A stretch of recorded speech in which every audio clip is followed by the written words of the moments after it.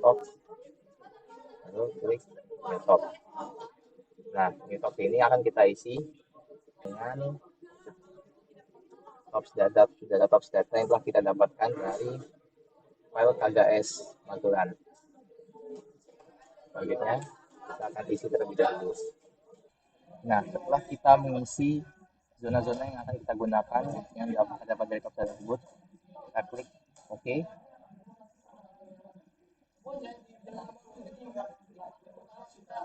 Di save, simpan.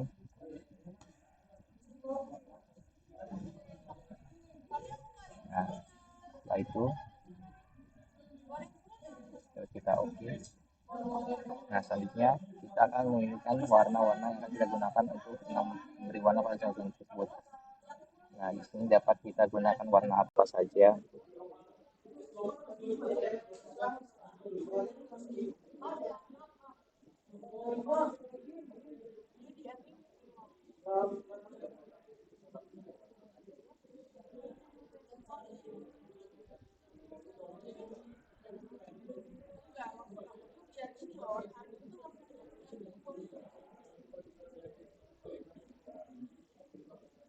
Nah, selanjutnya kita zone SP.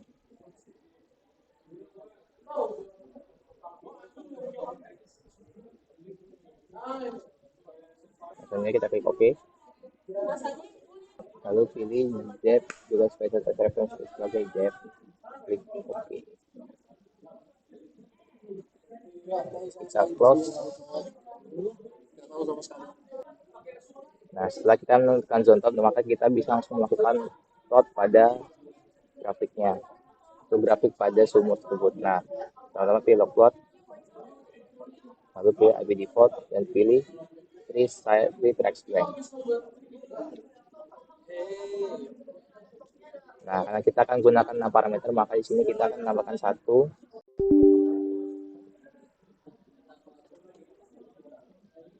kolom lagi. Klik new track.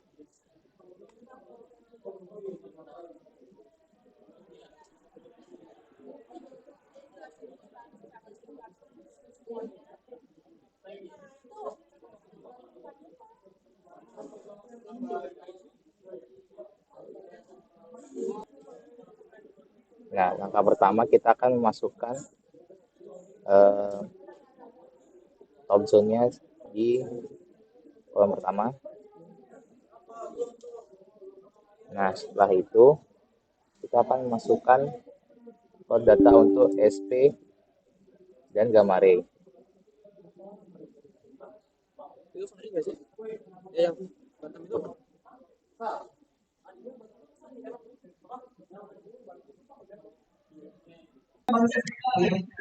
Baik, ya, pertama-tama kita lakukan upload data top data yang kita dapatkan untuk zone top. Pertama kita langsung klik kanan, klik kiri kanan.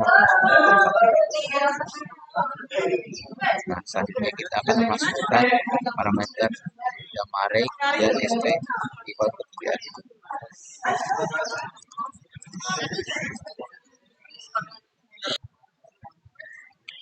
Baik, selanjutnya kita akan melakukan plot pada sumur C9. Pertama kita pilih side blank. Karena kita menggunakan parameter, maka kita harus menambahkan satu lagi untuk dua parameter. Nah, selanjutnya kita akan memasukkan parameter C-Run-Stop ini ke kolom yang pertama. Lalu kita akan memasukkan parameter gamma ray dan SP. Nah, kita pilih gamma ray dan SP. Baik, oke. Nah, di sini kita melakukan plot untuk resistivity. Pertama kita pilih RD dan RLL. Apply. Oke. Yang terakhir kita akan menemukan plot untuk neutron dan density velocity. Pertama kita pilih klik and more dan klik RHOB. Apply dan oke. Nah, setelah kita melakukan plot ini, kita akan menentukan batas-batas untuk sandstone dan sandstone. Nah, untuk menentukan batasnya itu, klik lagi gambar di sini, pilih shading. Nah, kita gunakan fix value yang ada data ini sebesar 55. Pilih gambar pilih gambar dan pilih yang punya. Nah, untuk shadingnya harus kita pilih yaitu sandstone, di bawahnya adalah sandstone.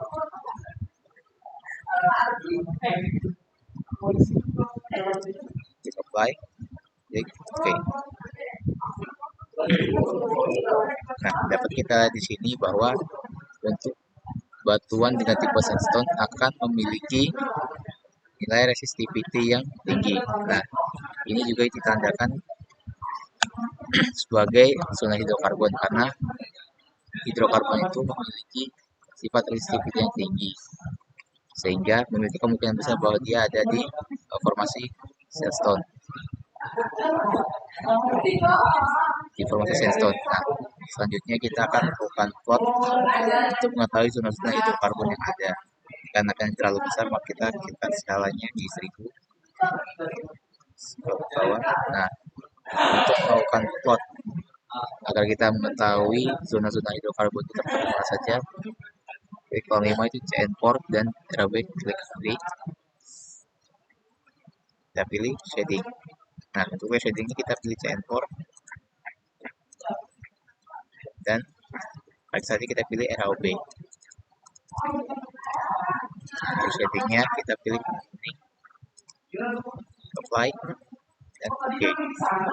Nah, dapat dilihat di sini bahwa zona-zona yang mengandung hidrokarbon akan terbentuk persilangan pada CN port dan RAOB. Nah, di mana ini adalah yang warna kuning sepanjang zona-zona yang akan ditempati oleh hidrokarbon yang terjebak di dalam zona tersebut ini.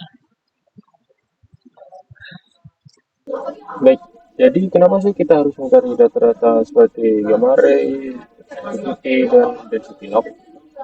Seperti yang kalian ketahui, gamma ray sendiri yaitu berfungsi untuk mengukur radiasi alami batuan guna menentukan kandungan pada batuan, yaitu termasuk silt atau sandstone.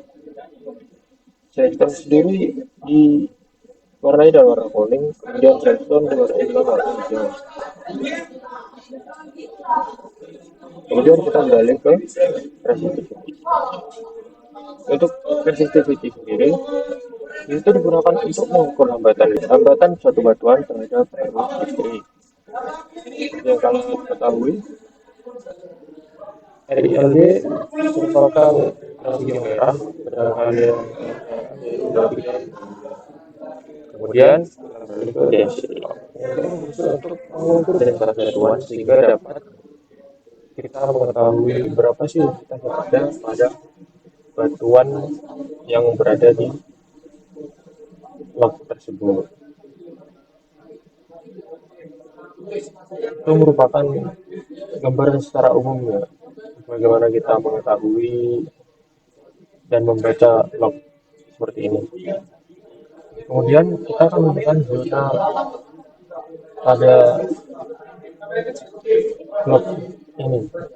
Yang pertama yaitu kita akan mencari zona sandstone di gamma ray, zona LD yang rendah, kemudian CN4 yang ada kandungan density atau tidak. Dapat kita lihat yang kuning-kuning berarti itu mengandung. Cara kita memilah zona itu, kita cari dulu misalkan kan sandstone, kan ini kita klik kanan, kemudian kita klik zone, kemudian kita tarik yang bawah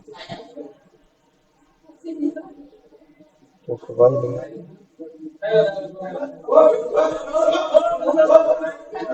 kemudian kita kasih nama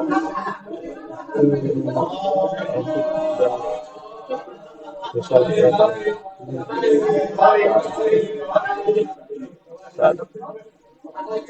enter. Jadi begitulah cara kita mencari zona hidrokarbon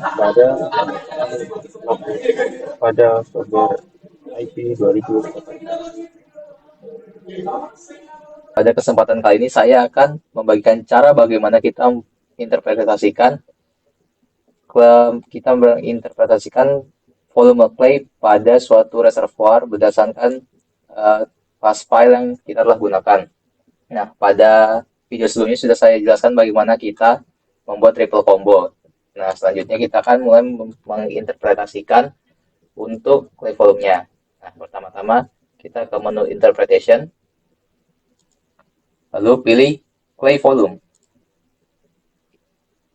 Nah, untuk input curve-nya sendiri, kita akan memilih gamma ray, lalu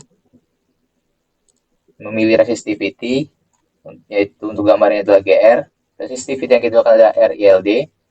Untuk dapur indikatornya, kita akan menjentang density-nya untuk RHOB dan neutronnya CN4. Langsung saja, selanjutnya kita klik run, lalu klik yes.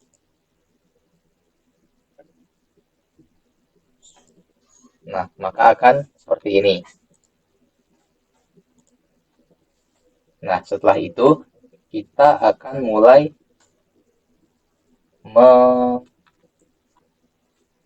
men-setting untuk CN port dan RHOB explode-nya. Pilih klik kanan, pilih CN port X RHOB explode. Nah, di sini kita akan memasukkan titik-titik ini ke dalam garis merah ini. Seperti ini. Lakukan pada semua zona yang aktif. Lalu ke zona kedua, lalu ke zona ketiga,